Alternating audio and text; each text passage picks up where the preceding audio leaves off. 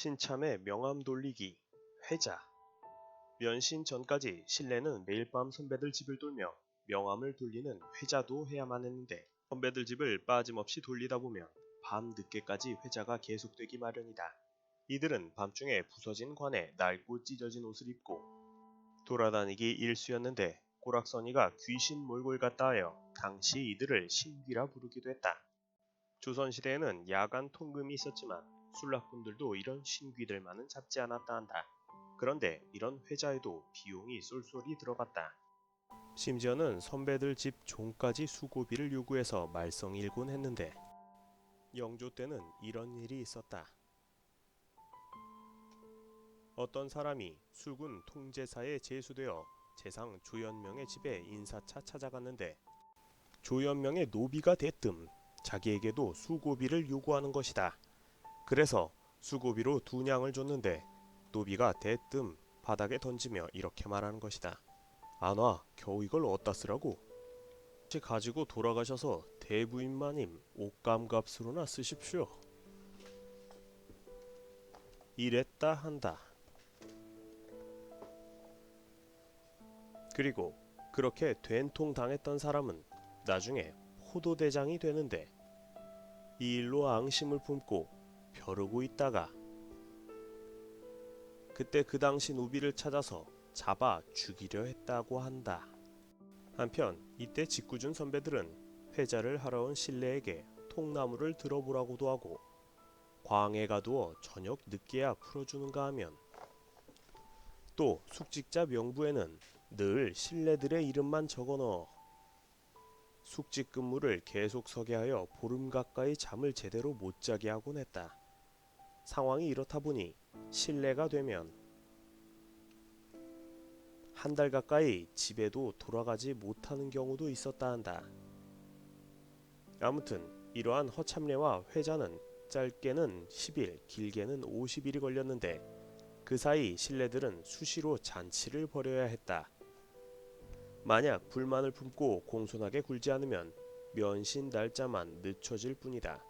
이러한 면실례 풍습은 고려사에 의하면 고려말 우왕 때 생겨났다는데, 당시 권문세가 집안의 어린 자제들이 권력의 기대에 과거에 합격하는 사건들이 발생하자 이를 못마땅하게 여긴 기성관원들이 신참들의 길을 꺾어놓겠다는 취지에서 시작한 것이 조선시대 면실례의 유래라 한다. 온 국민이 모두 면실례 열풍.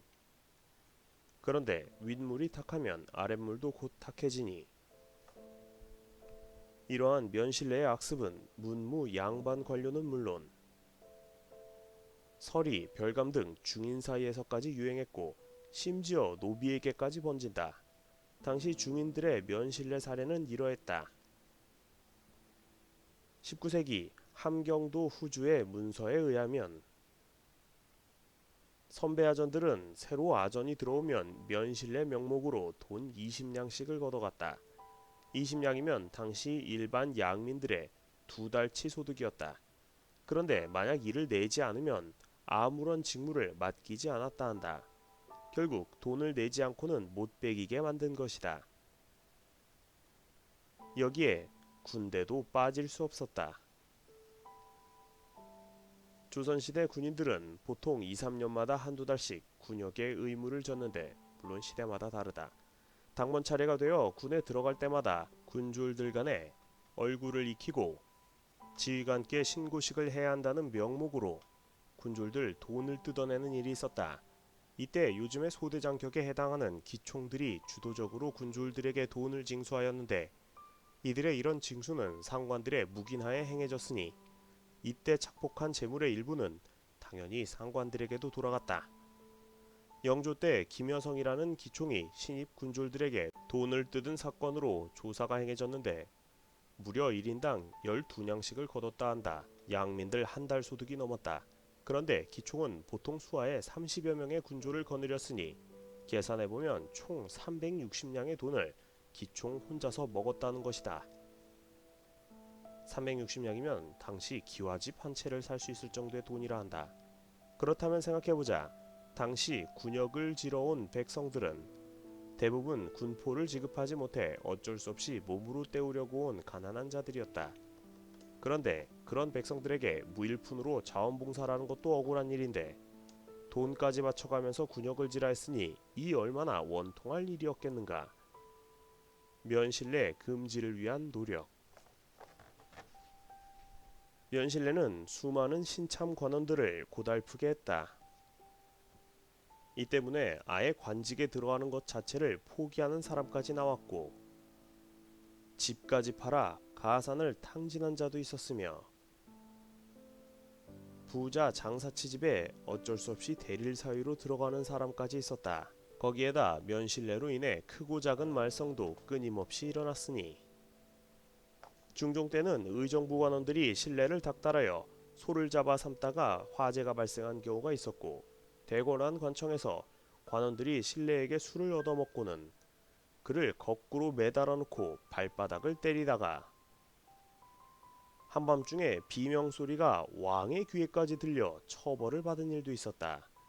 때로는 신뢰 다루기가 도를 넘어서 병약한 신뢰들이 기절하거나 죽는 일까지도 발생했다. 때문에 조정에서도 더는 그냥 못 보고 면신뢰를 법으로 금하기까지 했는데 이럴 때 법을 어기다 적발되어 탄핵을 받고 파직되는 관료들도 있었다. 효종 때에는 군대의 면신뢰에도 규제를 가해 면신뢰를 핑계로 술과 음식을 제공받은 자는 군법으로 다스려 곤장을 맞게 했으며 숙종 때에 강릉에서는 일벌 100개를 한다는 목적으로 신고식으로 꿀과 쌀을 받아낸 기총의 목을 베어 군문 효수하는 일까지 있었다. 그러나 이런 캐캐묵은 악습은 끝끝내 결코 사라지지 않았고 조선이 망할 때까지도 여전히 남아있었다 한다. 한편 조정의 이런 쇄신 노력에도 불구하고 금지령이 먹혀 들어가지 않으니 사대부들은 스스로 나서서 허참례나 면실례를 거부하는 사건들도 있었다. 특히 중종 때에는 현량과로 급제한 조광조 일파 젊은이들이 면실례를 집단으로 거부한 일이 있었다.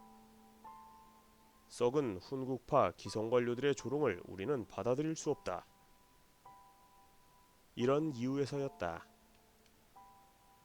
그러자 훈국파 관원들은 이들에게 관직 배정을 해주지 않는 식으로 보복했고 때문에 정치적인 문제로 비화되기까지 했다. 한편 과거에 9번이나 장원을 했다는 구도장원공 율곡 이이도 면실례 앞에서는 별수가 없었다. 처음 승문원에 배속될 때 면실례를 거부했다가 쫓겨났던 것이다.